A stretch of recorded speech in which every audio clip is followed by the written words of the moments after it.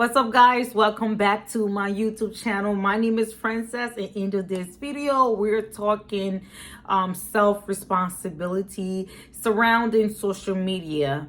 So mental health is such a huge topic right now in our society, which is so great. I am such a huge advocate of mental health. I'm so big on it. I protect my peace at all costs. I don't like anyone disturbing my peace, no matter who you are.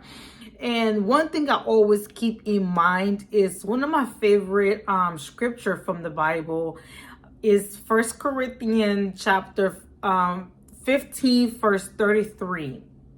It says bad communication corrupts good manners. And this scripture dawned with me when it comes down to taking self-responsibility when it comes down to social media, because we are responsible for what we intake when it comes down to social media. You might not think that something is playing an impact on you, but it really is.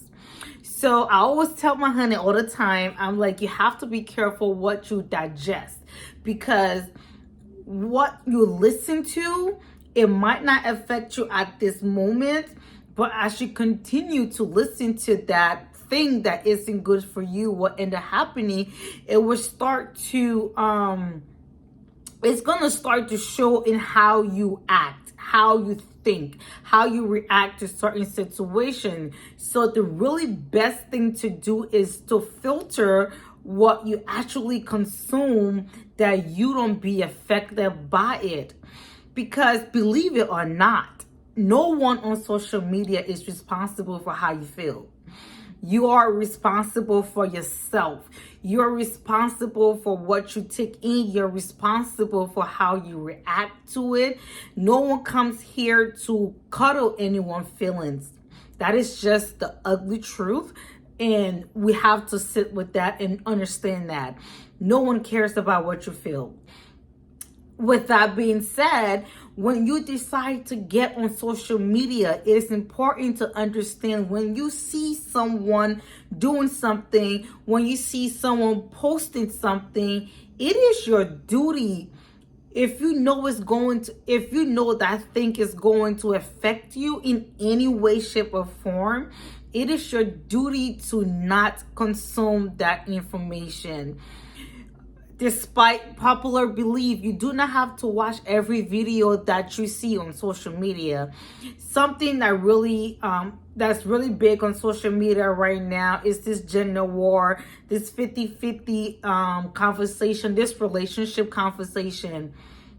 I don't pay attention to those things, because before I realized that I would get triggered when I hear men speak down on women. And I sat down one day and said, why am I consuming those things?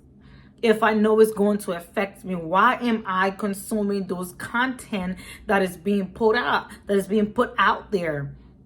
Now, it's hard to skip it because that is a huge topic overall right now, but it is still my responsibility to not watch it, to really give yourself a great service, because you owe yourself that service. You owe yourself a good mental health. You owe yourself that peace. You owe yourself that joy. The best thing to do, or what I do, is to remind myself, or I'm a Christian, so I do pray. I will sit and pray and tell God, allow me to see things on social media and not get corrupt from it. And what ended up happening to me is I started seeing other content without feeling any kind of way. So that's just another form of taking responsibility for yourself, for what you think, because in the end, no one cares about your feelings. It's hard, a very, very hard pill to swallow. No one cares about your feelings. No one cares if you're hurt.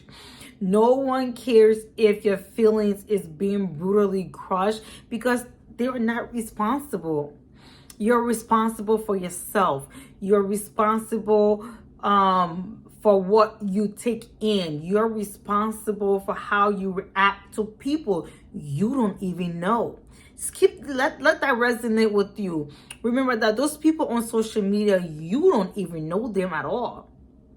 You don't know them in real life. So understanding that social media isn't even real to begin with, it's not even real enough for you to take in so much that it affects you, that it affects your mental health, your overall mental health. Some people might even be sad in real life and come on here and post lavish things that you have no idea what is going on behind closed door, and then you start to envy what is being posted, and then what ended up happening is your mental health start to decline. So this is just a gentle reminder to be kind to yourself. Be kind to yourself because no one else is going to be kind to you. Social media is not going to be kind to you. People are here to flex.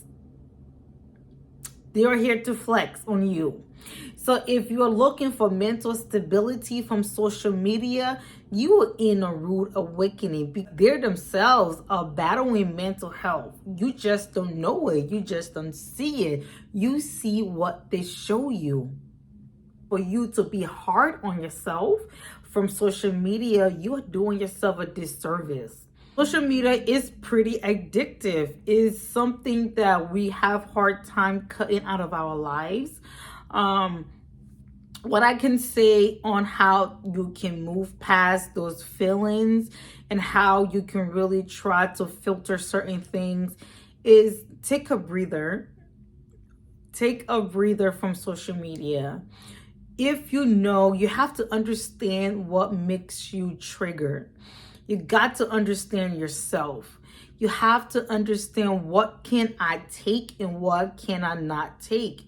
You have to be brutally honest with yourself and say, can I see this content without my mental health decreasing? Can I consume this content with just eyes of I'm just watching, or do I have to critique myself each time I see something on social media? And if you know that you can't just see things without critiquing yourself, the best thing to do is sit back off social media.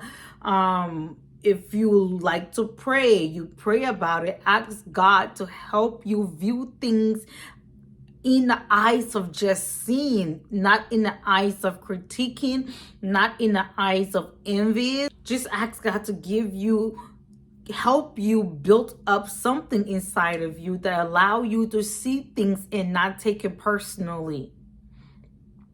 Because taking things personal on social media is how you decline your own mental health.